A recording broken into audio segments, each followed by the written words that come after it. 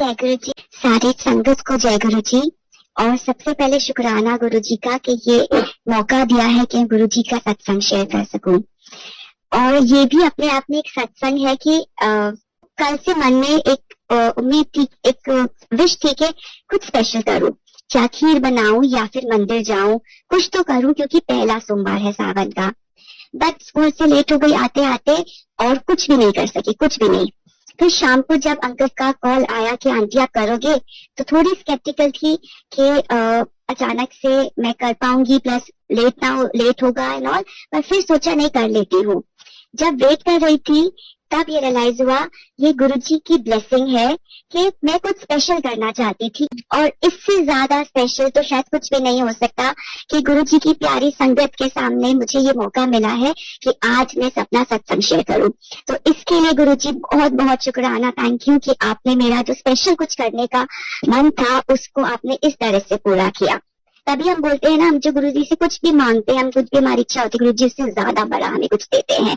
ये एक बहुत छोटा सा उस चीज का एग्जाम्पल है कि मुझे करना क्या था, कि कुछ करना था और गुरुजी ने किस तरह से उस चीज को मेरे सामने लाया, मुझे क्या मौका दिया करने का, ताकि मुझे जो स्पेशल करना था वो मैं कर सकूं। सो धन्यवाद, थैंक यू सो मच गुरुजी, शुक्राना गुरुजी। सो ये तो आज का सत्संग ही हो गया। उसके साथ संगत जी मैं ये बोलना चाहती हूँ कि हम सब बहुत लकी हैं। लकी है क्योंकि साक्षात भगवान हमारे साथ है, हर पल हमारे साथ है। ऐसा एक भी पल नहीं होता कि हमें लगता है गुरुजी हमारे साथ नहीं है। और हमें सबको यही सोचना चाहिए कि हम बहुत बहुत बहुत लकी है और कि गुरुजी हमारे साथ है, भगवान हमारे साथ है। हम तो ये बोल सकते हैं, मतलब मुझे बहुत हैरानी होती है जब कोई बोलता है ना कि भगवान, मुझे लगता है कि नहीं, हम तो भगवान को जानते, भगवान तो सारे टाइम हमारे साथ होते हैं, सब टाइम हम उनसे कभी भी बात कर सकते हैं। हमारे गुरुजी हमारे भगवान है, सदा शिव है, हम जब चाहे उनसे बात कर सकते हैं, वो हर समय हमारी बात सुनते हैं। छोटी से छोटी बात हो या बड़ी से बड़ी बात हो, गुरुजी सब सुन रहे हैं और सबका वो जवाब देते हैं। ये छोटे छोटे सत्संग है जो मैं आपसे पहले शेयर करूंगी, बड़े वाले बाद में। तो शुरू करते छोटी छोटी चीजों से जो गुरुजी हमें याद दिलाते हैं कि मैं तुम्हारे साथ हूँ, तुम अकेले नहीं हो। एक दिन ऐसे ही व्हाट्सएप पे कुछ खोला था तो देखा गुरुजी की पुरानी जो पिक्चर शेयर हो रही थी। तो एक ऐसी पिक्चर थी गुरुजी की जिसमें गुरुजी संगत को प्रसाद दे रहे थे अपने हाथ से। मुझे भी ऐसा मौका मिला है कि हाँ, गुरुजी ने को देखने का और उनसे प्रसाद लेने का। पर उस दिन ऐसा लगा कि गुरुजी मुझे भी आपके हाथ से प्रसाद लेना है फिर से। बहुत टाइम हुआ, मुझे भी लेना है कि ये क्या बात हुई, आप ऐसे चले गए हो, कि मुझे आपके हाथ से प्रसाद लेना है। एक जिद आ जाती है ना बच्चों को कि मुझे भी आपके हाथ से प्रसाद लेना है। सो खैर सो गए, तो गुरुजी ने दर्शन दिए और रात को जब गुरुजी ने दर्शन दिए, हम गुरुजी का सपना तो नहीं ले सकते। अगर हमारा मन करे तो हम रोज गुरुजी के सपने ले, पर वो हो नहीं सकता जब तक गुरुजी ना चाहे। तो गुरुजी ने अपना दर्शन दिए और अपने हाथों से प्रसाद दिया। सो छोटी सी चीज थी, एक बच्चे की जिद थी, गुरुजी ने अपने बच्चे की जिद को पूरा किया इस तरह से और अपने हाथों से जब दर्शन देके प्रसाद दिया। तो आप सोच सकते हैं जब मैं सुबह उठी तो मैं किस तरह से फील कर रही थी कि कैसे वो हमारे पिता हैं, वो सब कुछ है और हमारी छोटी छोटी बातों को सुनते हैं। ऐसे ही एक बारी एक पिक्चर को देखते हुए जिसमें एक आंटी गुरुजी के पैर दबा रही थी, हाथ दबा रही थी, कुछ आज से देखा तो लगा कि ये कितनी लकी है कि उनको गुरुजी को छूने का मौका मिला, कि गुरुजी के हाथ दबाने का। गुरुजी से प्रसाद तो लिया है बट कभी उनको से टच नहीं करा था, किया कभी। तो मन में ये आया कि कितनी लकी है ये कि गुरुजी को टच कर सके, वो गुरुजी को हाथ लगा रहे हैं। अगेन वही, गुरुजी कैसे जवाब देते हैं, मन की इच्छा थी, गुरुजी ने कैसे पूरा किया। गुरुजी ने सपने में दर्शन दिए और मुझे बोला, ले छू ले अब मेरा हाथ, पकड़। और मैंने उनका हाथ पकड़ा। सो थैंक यू गुरुजी, आप हमेशा ये याद दिलाते हो कि आप हमेशा हमारे साथ हो और हर हमारी बात सुनते हो। एक बार बहुत दुखी थी, बहुत सैड थी और गुरुजी से लड़ रही थी, नाराज थी कि नहीं, आप मुझे प्यार नहीं करते हो, आप मुझे प्यार नहीं करते हो। अगर मतलब आप मुझे बताओ कि आप मुझे प्यार करते हो, अगर आप करते हो तो आई वांट टू नो, आप मुझे बताइए कि आप मुझे प्यार करते हैं। नहीं तो मैं बहुत चाहती कि नहीं, आप मुझे नहीं प्यार करते, मुझे से ये शिकवा था। और जब मैं उनसे ये शिकवा कर रही थी, उनसे ये नाराजगी जता रही थी कि आप मुझे प्यार नहीं करते हो, उसके बाद मेरे पास एक मैसेज आता है। और ये मैसेज इंग्लिश में है, मैंने उसके लाइंस थोड़ा सा, मैंने वो मैसेज सेव करके रखा हुआ है कि गुरुजी ने ये मैसेज मुझे भेजा था। उस मैसेज में लिखा था, yippee, ever considered that Guruji has fallen in love with you? और उस मतलब कि आपने कभी सोचा है कि गुरुजी आपसे मतलब इज फॉलन इन लव, वो आपसे आपके प्यार में है और आपसे प्यार करते हैं। एंड वो एंड हुआ था सब मैसेज ऐसे, इसमें लिखा हुआ था, whenever you want to talk he listens, he is crazy about you, he is taking good care of all of your needs। तो उसमें था कि गुरुजी आपके लिए क्रेजी है और वो आप जब बोलना चाहते हो आपकी सब बात सुन रहे हैं और वो आपकी सब नीड्स को का ध्यान रख रहे हैं। तो वो सुन के आप ये देख के आप समझ सकते हैं कि मेरा क्या क्वेश्चन था कि आप मुझे बताइए अगर आप मुझे प्यार करते हैं। और उस मैसेज के थ्रू गुरुजी ने मुझे जवाब दिया कि वो मुझे कितना प्यार करते हैं।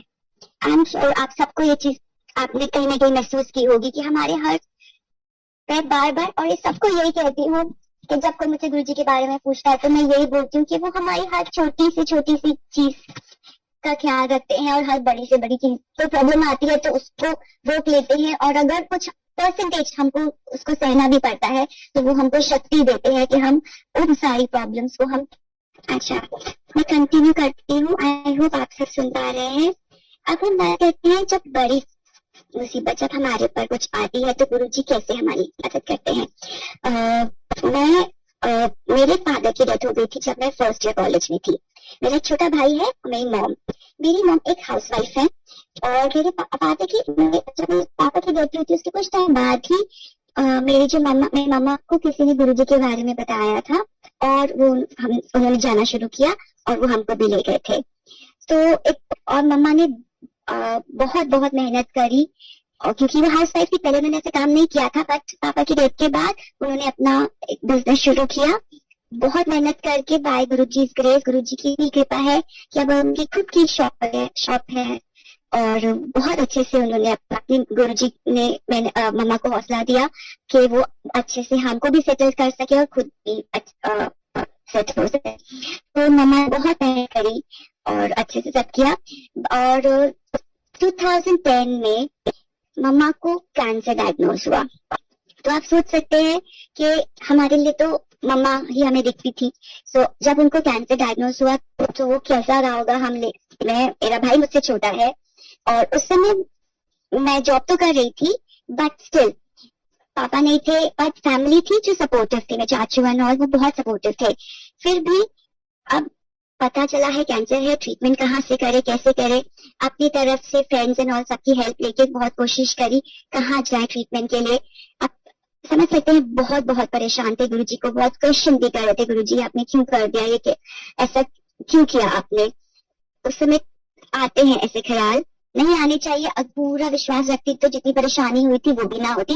बट एनीवेज तो बहुत अपनी तरह से हाथ पैर मारे, किसी ने बोला दिलशाद गार्डन जाओ, दिलशाद गार्डन भी जाते थे। हम मेहरोली में रहते हैं, सो मेहरोली से आप सोचिए दिलशाद गार्डन जाना रोज वॉज नॉट इजी, काफी मुश्किल था। ट्रीटमेंट वहां स्टार्ट हुई थी तो जाना पड़ता था, चाचू साथ में जाते थे और वो भी कब तक जाते, उनकी भी जॉब थी। एनीवेज स्टार्ट होना शुरू हुआ, किसी ने बोला राजीव गांधी, बट राजीव गांधी एक्सपेंसिव था, महंगा पड़ता, तो क्या करते, इसीलिए लोग सबने बोला एम्स है, बट एम्स में एडमिशन होना बहुत मुश्किल है, एम्स में आपका एडमिशन नहीं हो सकता, तो इसलिए एम्स का तो छोड़ा ही हुआ था। दिलशाद गार्डन जाना शुरू किया था, टेस्ट वगैरह हो गए थे, बट अगेन रोज जाना वो भी एक टोल था। मेंटली तो हम परेशान थे ही, फिजिकली भी एग्जॉस्टिंग हो जाता था रोज इतना दूर ट्रैवल करना। फिर हुआ क्या, एक दिन बहुत परेशान हुई और हार के गुरुजी को बोल दिया कि गुरुजी बस अब नहीं होगा, मतलब मैं नहीं कर सकती हूँ ये, इस प्रॉब्लम में जो भी ये है इसमें आपने ही डाला है, अब आप ही इसका कोई सोल्यूशन निकालेंगे, मैं थक गई हूँ, मुझसे नहीं हो रहा है ये मैनेज। मुझे लग रहा था कि अब मैं बड़ी हूँ तो मुझे संभालना है और मुझे कुछ ना कुछ करना पड़ेगा, क्योंकि बहुत हाथ पैर मारने की कोशिश की थी, इधर किसी का कुछ जान पहचान से कोई डॉक्टर या कोई से कुछ मिल जाए कि जो हमारी हेल्प कर दे, बहुत हाथ पैर मारने की कोशिश की थी, बट कुछ कॉन्क्रीट समझ नहीं आ रहा था कि ऐसा कुछ जो लॉन्ग टर्म में फीजिबल हो वो समझ नहीं आ रहा था, कुछ मिल नहीं पा रहा था। तो जब ये बहुत थोड़ा निराश हो गई कि कैसे करेंगे, कैसे होगा, कैसे शुरू होगा, तो फाइनली एक दिन गुरुजी के सामने बैठ के रो रही थी और बोला कि मैं नहीं कर सकती हूँ ये, और मैं होती कौन करने वाली, मुझे लगा था मैं ये भी कर लूँ वो भी कर लूँ, मैं नहीं कुछ कर सकती, करने वाले आप हो और आप ही करोगे। संगत जी, ये अरदास मैंने उनके सामने की थी और ये करके जब आंसू पोछते जैसे ही मतलब खत्म किया, जब ये उनके सामने उनके ऊपर छोड़ के, तो अचानक से जैसे ना एक बल्ब जल जाता है। सडनली मुझे एकदम याद आया कि मेरी क्लास में बहुत साल पहले एक बच्ची थी, क्योंकि मैं टीचर हूँ, तो बहुत सालों पहले एक बच्ची थी जिसकी मामा एम्स के एडमिन में थी। उसका नंबर मेरे पास नहीं था, पर कहीं से मुझे वो बस एक जैसे गुरुजी ने मेरे दिमाग में वो एकदम से वो डाला है, उनका नाम आ गया। इतने सालों बाद मैंने कभी उनसे कभी पहले बात नहीं की थी उस बच्ची के नेक्स्ट क्लास में जाने के बाद, बट जैसे ना एक बल्ब सा चला कि ये भी था कि मम्मा वो उनका ख्याल आया।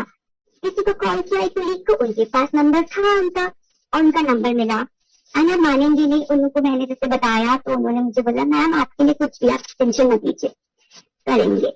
तो उन्होंने पहला एडमिशन ऐसा एम्स में उन्होंने करवाया, एंड बाय गुरुजी ग्रेस को पहला उन्होंने करवाया था। उसके बाद छोटी मोटी आप एम्स जैसी जगह पे जाते हैं तो थोड़ा बहुत तो होता है, बट गुरुजी की कृपा से हमको कोई मेजर ऐसा हर्डल नहीं मिला एक बार जाने के बाद।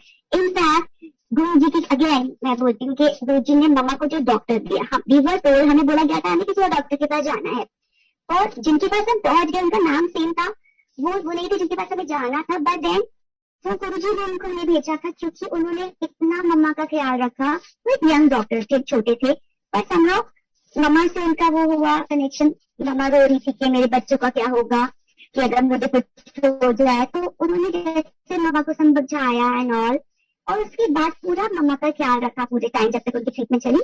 हम हमेशा उनसे बात कर सकते थे कि अच्छा ये हो रहा है, ठीक है या नहीं, और बहुत अच्छे से मम्मा का ट्रीटमेंट हो गया।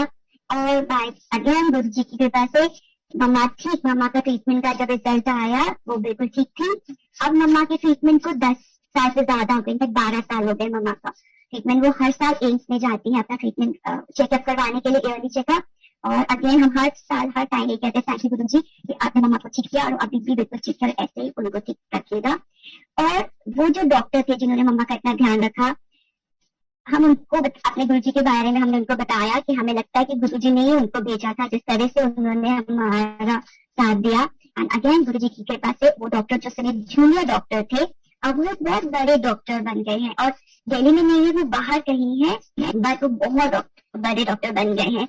अगेन कैंसर ट्रीटमेंट करते हैं वो, और हम उनको हमेशा बोलते हैं कि आप हमेशा हमारी प्रेयर में हैं, गुरुजी ने आपको हमेशा ब्लेस करते हैं और उसकी ब्लेसिंग हमारे साथ है। तो इस तरह से हम लोग सिर्फ, हमारे पास और ऐसा कुछ नहीं था, हमारे पास गुरुजी के अलावा मैं बोलूंगी हमारे पास कुछ भी नहीं था। तो गुरुजी ने हर पल पे हमारा साथ दिया, हाथ पकड़ा, और इस सब पूरा ट्रीटमेंट से हमको निकाला और मम्मा को ठीक किया। इस ट्रीटमेंट के बीच में एक और जो बहुत अच्छी चीज हुई थी कि मम्मा की कीमो जो होनी थी वो हफ्ते में एक दिन होनी थी, और हमें जो दिन दिया गया था वो मंडे दिया गया था। और समहाउ हम ये सुन के बहुत खुश थे कि मंडे का दिन हमको मिला है। अगेन जी की कृपा से उसकी ब्लेसिंग ही थी।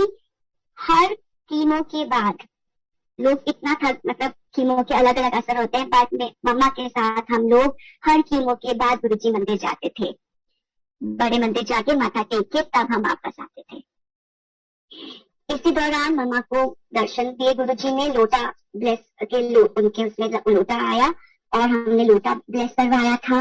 गुरुजी की ब्लेसिंग थी, मम्मा ने उस लोटा से जो पानी था वो पिया और स्नान भी किया पूरे टाइम। तो गुरुजी की ब्लेसिंग से हर छोटी से छोटी चीज और हर बड़ी से बड़ी चीज सॉल्व हो जाती है। थैंक यू गुरुजी। एक और जो सत्संग है वो ये है कि जैसे मैंने आपको बताया कि पापा नहीं थे, फर्स्ट ईयर कॉलेज में थी, बचपन से शौक था कि पढ़ना बहुत है, ठीक है। पापा को प्राउड, पापा मुझे बोलते थे कि मैं उनकी राजकुमारी हूँ, तो मुझे लगता था कि कुछ ऐसा करना है कि पापा प्राउड फील करे। I was doing my DLED, मैं DLED कर रही थी, कैसे मेरा कोर्स खत्म हुआ, मैं टीचर बन गई। अब जॉब छोड़ नहीं सकते थे क्योंकि जॉब इम्पोर्टेंट थी, जॉब के साथ पढ़ाई करी। पहले MA करा इंग्लिश में, और उसका कुछ इतना वो मतलब पढ़ने में अच्छा लगा था तो इसलिए किया। फिर बचपन में कभी ख्याल आया था कि सोशल वर्क करना है। सो पढ़ते पढ़ते जॉब के साथ ही कहीं से पता चला कि सोशल वर्क अब कॉरेस्पॉन्डेंस से स्टार्ट हो गया है।